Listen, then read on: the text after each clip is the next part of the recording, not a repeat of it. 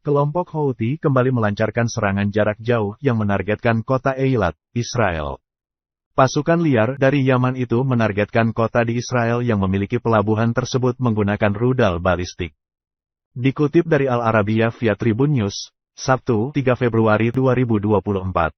Kabar ini dikonfirmasi oleh juru bicara Angkatan Bersenjata Yaman Brigadir Jenderal Yahya Sari. Brigjen Sari mengatakan, serangan rudal balistik itu diluncurkan pada Jumat 2 Februari 2024.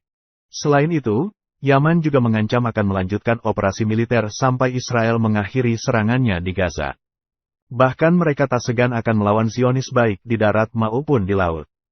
Meski begitu, militer Israel mengaku sistem pertahanan udara Arrow berhasil mencegat setidaknya beberapa rudal balistik Houthi di wilayah Laut Merah.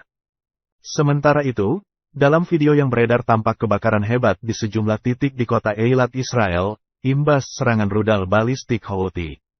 Suasana di kota tersebut tampak begitu mencekam ditambah suara sirene pemadam kebakaran yang berbunyi tak henti-henti.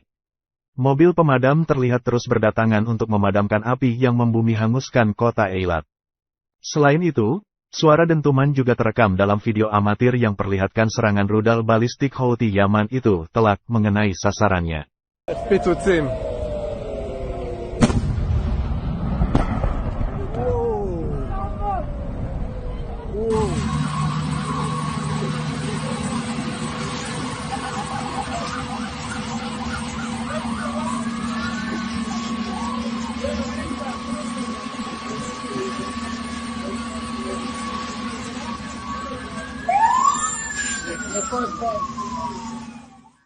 Download Tribun X sekarang, menghadirkan lokal menjadi Indonesia.